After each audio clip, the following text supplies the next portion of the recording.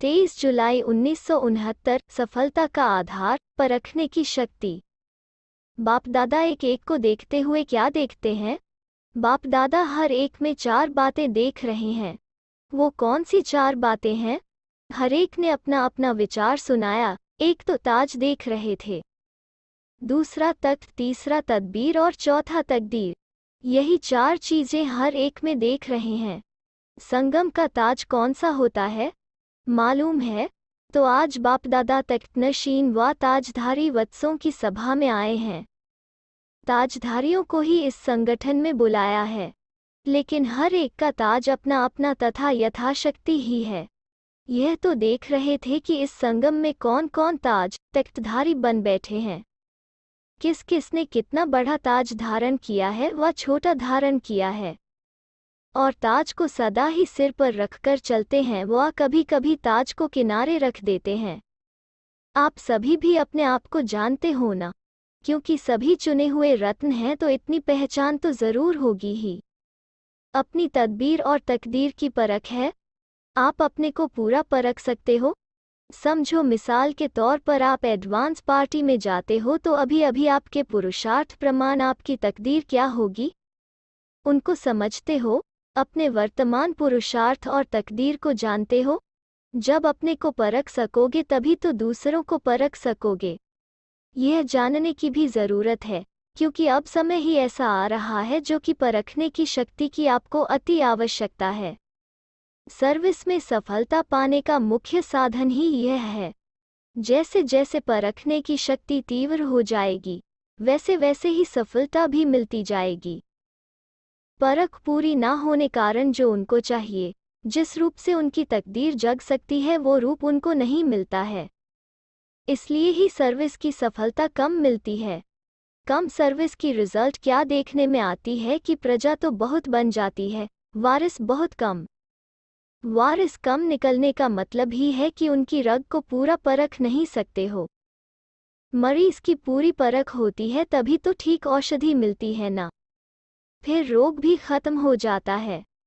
खास जो निमित्त बने हुए पांडव हैं, उनको भविष्य में आने वाली बातों को परखने की शक्ति चाहिए और निर्णय करने की शक्ति भी चाहिए। निर्णय के बाद फिर निवारण की शक्ति चाहिए, तभी सामना कर सकेंगे, और सामना करने के बाद यज्ञ की प्रत्यक्षता की सफलता पाओगे। आपको बाबा ने किस लिए बुलाया है? हिसाब किया जाता है ना। सीढ़ी उतरने और चढ़ने का ज्ञान सिखाने लिए बुलाया है। अब किस बात में उतरना है और किस बात में चढ़ना है? बड़प्पन तो पकड़ लिया है, मगर बड़प्पन होते हुए भी जहाँ पर छोटेपन की सीढ़ी उतरना होता है वहाँ पर फट उतर नहीं सकते हो। 1 सेकंड में मालिक और 1 सेकंड में बालक बनने की आवश्यकता है। जहाँ पर बालक बनना चाहिए वहाँ पर फिर मालिकपन भी कुछ देखने में आता है। जैसा समय वैसा ही स्वरूप कैसे बनाना चाहिए, वो ही सिखाने के लिए बुलाया है। मिसाल के तौर पर आप कहीं भी संगठन के बीच में रहते हो। संगठन में कोई भी बात होती है तो उसमें विचार देने के समय मालिक बनकर विचार देना तो बहुत अच्छा है, लेकिन जहाँ पर संगठन का सवाल आता है वहाँ पर निमित्त बने हुए भाई बहनें जो फाइनल करते हैं, उस समय फिर अपनी बुद्धि को बिल्कुल ही बालकपन में ले आना चाहिए। बालकपने की क्वालिफिकेशन क्या होती है? वहीं पर फोर्स में बोलेंगे, फिर वहीं पर ही बिल्कुल निरसंकल्प बन जाएंगे। तो इसी रीति संगठन के बीच में निमित्त बने हुए के सामने अपनी मालिकपने की बुद्धि बनाकर राय देकर फट से बालकपने की बुद्धि बना लेनी है। इसी में ही फायदा भी है। लेकिन जहाँ भी मालिकपन होता है उसकी रिजल्ट क्या होती है? एक तो समय खराब होता है और शक्ति भी वेस्ट जाती है, और जो 1-2 में स्नेह बढ़ना चाहिए वो कम होना संभव हो जाता है।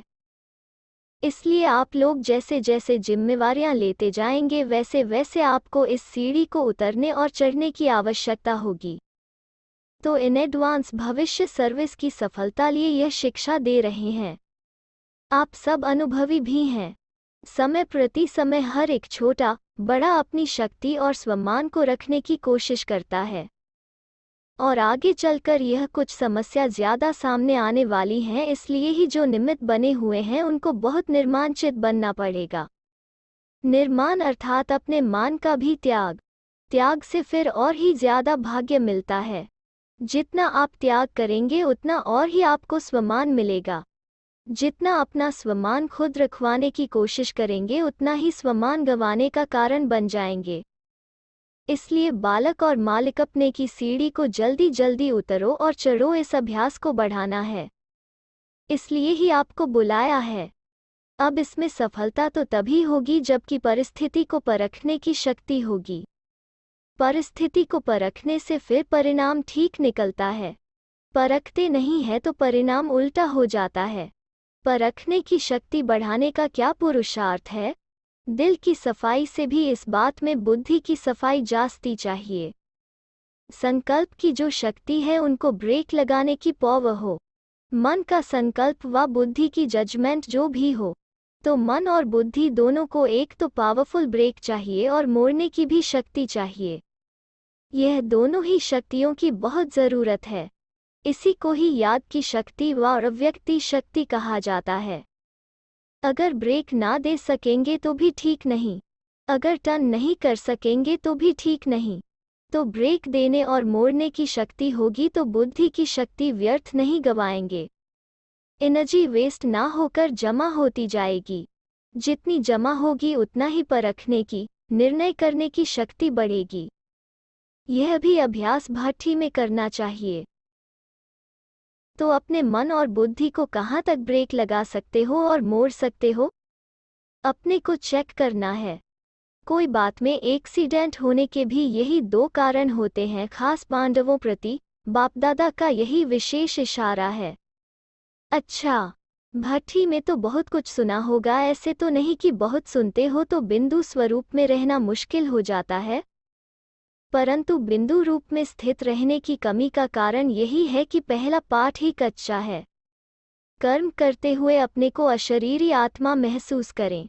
यह सारे दिन में बहुत प्रैक्टिस चाहिए। प्रैक्टिकल में न्यारा होकर कर्तव्य में आना। यह जितना जितना अनुभव करेंगे उतना ही बिंदु रूप में स्थित होते जाएंगे। परंतु यह टेंशन कम रहता है। आप कहेंगे समय नहीं मिलता है, लेकिन समय तो निकाल सकते हो। अगर लक्ष्य है तो जैसे कोई विशेष काम पर जाता है तो उसके लिए आप खास ख्याल रखकर भी समय निकालते हो ना। यही संगम का थोड़ा समय जो रहा हुआ है उसमें यह विशेष काम है। विशेष काम समझकर बीच बीच में समय निकालो तो निकल सकता है। परंतु अभ्यास नहीं है, इसलिए सोचते सोचते ही समय हाथों से चला जा रहा है। आप ध्यान रखो तो जैसी जैसी परिस्थिति उसी प्रमाण अपनी प्रैक्टिस बढ़ा सकते हो। इस अभ्यास में तो सभी बच्चे हैं। वास्तव में बिंदु रूप में स्थित होना कोई मुश्किल बात नहीं है। बिंदु रूप तो है ही न्यारा, निराकार भी है, तो न्यारा भी है। आप भी निराकारी और न्यारी स्थिति होंगे तो बिंदु रूप का अनुभव करेंगे। चलते फिरते अव्यक्त स्थिति का अनुभव कर सकते हो। प्रैक्टिस ऐसी सहज हो जाएगी कि जब भी चाहो तभी अव्यक्ति स्थिति में ठहर जाओगे। 1 सेकंड के अनुभव से कितनी शक्ति अपने में भर सकते हो, वो भी अनुभव करेंगे और ब्रेक देने, मोड़ने की शक्ति भी अनुभव में आ जाएगी। तो बिंदु रूप का अनुभव कोई मुश्किल नहीं है। संकल्प ही नीचे लाता है। संकल्प को ब्रेक देने की पावर होगी तो ज्यादा समय अव्यक्त स्थिति में स्थित रह सकेंगे। अपने को आत्मा समझ उस स्वरूप में स्थित होना है। जब स्वस्थिति में स्थित होंगे तो भी अपने जो गुण हैं वो तो अनुभव होंगे ही। जिस स्थान पर पहुंचा जाता है उसके गुण ना चाहते हुए भी अनुभव होते हैं। आप किसी शीतल स्थान पर जाएंगे तो ना चाहते हुए भी शीतलता का अनुभव होगा। यह भी ऐसा ही है। आत्म अभिमानी अर्थात बाप की याद, आत्मिक स्वरूप में बाबा की याद नहीं रहे, यह तो हो नहीं सकता है। जैसे बाप दादा दोनों अलग अलग नहीं हैं, वैसे आत्मिक निश्चय बुद्धि से बाप की याद भी अलग नहीं हो सकती है। क्या 1 सेकंड में अपने को बिंदु रूप में स्थित नहीं कर सकते हो? अगर अभी सबको कहें कि यह ड्रिल करो तो कर सकते हो? बिंदु रूप में स्थित होने से एक तो न्यारेपन का अनुभव होगा और जो आत्मा का वास्तविक गुण है उसका भी अनुभव होगा। यह भी प्रैक्टिस करो क्योंकि अब समय कम है। कार्य ज्यादा करना है। अभी समय जास्ती और काम कम करते हो। आगे चल कर के तो समय ऐसा आने वाला है जो कि आप सभी की जीवन तो बहुत बिजी हो जाएगी और समय कम देखने में आएगा। यह दिन और रात 2 घंटे के समान महसूस करोगे। अब से ही यह प्रैक्टिस करो कि कम समय में काम बहुत करो। समय को सफल करना भी बहुत बड़ी शक्ति है। जैसे अपनी एनर्जी वेस्ट करना ठीक नहीं है, वैसे ही समय को भी वेस्ट करना ठीक नहीं है। एक एक की प्रजा प्रख्यात होगी। जब प्रजा प्रख्यात होगी तब पद भी प्रख्यात होगा। हर एक की प्रजा और भक्त प्रख्यात होंगे। भविष्य पद के पहले संगम की सर्विस में सफलता स्वरूप का यादगार प्रख्यात होगा। भविष्य पद प्रख्यात होगा। ऐसा समय आने वाला है जो कि आप अपनी कमाई नहीं कर सकोगे परंतु दूसरों के लिए बहुत बिजी हो जाओगे। अभी अपनी कमाई का बहुत थोड़ा समय है, फिर दूसरों की सर्विस करने में अपनी कमाई होगी। अभी यह जो थोड़ा समय मिला है उसका पूरा पूरा लाभ उठाओ, नहीं तो फिर यह समय ही याद आएगा। इसलिए ही जैसे भी हो, जहाँ पर भी हो, परिस्थितियाँ नहीं बदलेंगी। यह नहीं सोचना कि मुसीबतें हल्की होंगी फिर कमाई करेंगे। यह तो दिन प्रतिदिन और विशाल रूप धारण करेंगी, परंतु इनमें रहते हुए भी अपनी स्थिति की परिपक्वता चाहिए। इसलिए ही समय का ध्यान और अपने स्वरूप की स्मृति और इसके बाद फिर स्थिति, इसका ध्यान रखना है। अच्छा, जिम्मेवारी का ताज बताया। तख्त कौन सा था? नम्रचित्त का तख्त, जिस पर रही विराजमान होने से सारे काम ठीक कर सकेंगे। शक्ति सेना को तो एकरस का तख्त दिया था और पांडव सेना को निर्माण चित्त का दिया था। उस पर बैठ और जिम्मेवारी का ताज धारण कर भविष्य की पदवी बनाओ। तख्त से उतरना नहीं, इसी पर बैठकर काम करोगे तो कार्य सफल होगा। देखो, सारे दिन में जो आप काम करते हो उसमें 4 बातें कौन सी हैं जो कि आपके साथ रहती हैं? कॉमन और स्थूल बात पूछता हूँ। एक तो कुर्सी साथ रहती है और दूसरा कलम, तीसरी फाइल, चौथी भागदौड़। इन चारों को लौकिक से अलौकिक में लाओ। कुर्सी पर जब बैठो तो तख्त याद करो, कलम उठाओ तो कमल के फूल को याद करो। कमल का फूल बनकर कलम चलानी है। और फाइल को देखकर अपना पोता मेल याद करो कि मेरी फाइल में बाप दादा अभी क्या सही करते होंगे। भाग दौड़ तो है ही सीढ़ी से उतरना और चढ़ना, यह प्रैक्टिस करो। तो जहाँ पर भी बुद्धि को लगाना चाहता हूँ, लगती भी है कि नहीं? वैसे ही जैसे कि पाँव जहाँ भी चलाने चाहो चलते हैं ना, इसी प्रकार से आपकी बुद्धि भी पाँव मिसल हो जाएगी।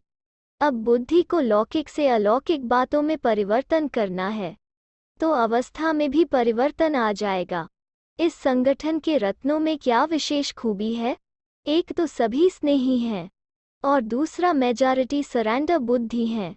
तीसरा सर्विस के लिए हर वक्त तैयार रहते हैं, इसलिए ही एवरेडी हैं। अब जैसे जिम्मेवारी का ताज मिला है उसमें इन सब विशेषताओं को रत्नों की तरह जड़ना है, तभी जिम्मेवारी को पूरी रीति संभाल सकोगे। यह गुण ताज की मणियां हैं अर्थात शोभा हैं, इसको कायम रखना है। जैसा कर्म आप करेंगे आपको ही देखकर सभी फॉलो करेंगे। एक स्लोगन और याद करना जरूरी है, छोटों को करो प्यार और बड़ों को दो रिगार्ड। प्यार देना है फिर रिगार्ड लेना है, यह कभी नहीं भूलना। यह संगठन सोना तो है परंतु सोने पर सुहागा लगाया जाता है। उसके लिए बीच बीच में मधुबन में संगठन हो। निमित्त बनी हुई बहनों की राय से ही समय प्रति समय संगठन होगा। प्रदर्शनी में भी कुछ नवीनता आनी चाहिए। अभी तो इतना ही समझते हैं कि यहाँ की नॉलेज अच्छी है। जो बात बतानी है बिना पूछे देखने से ही समझेंगे कि हमको अभी यह सहज रास्ता मिला है। इस लक्ष्य को रखकर बनाने की कोशिश करें और टॉपिक में भी आकर्षण हो, परमात्मा के परिचय पर रख सकते हो। और जो लोग दूर भागते हैं उनको नज़दीक लाना है। फिर उसमें धर्म के विचार वाले हो व कोई प्रकार हो, उनकी फिर पीठ भी करनी है। बिना पीठ किए सफलता नहीं होगी। जैसे म्यूजियम की सर्विस की है, उसकी भी पीठ करनी है। उनसे संपर्क रखना है, समय प्रति समय बुलाना है। भले संबंध रखना चाहिए जो उनको परिवार की महसूसता हो, तभी ही सर्विस की सफलता होगी। अच्छा, 24 जुलाई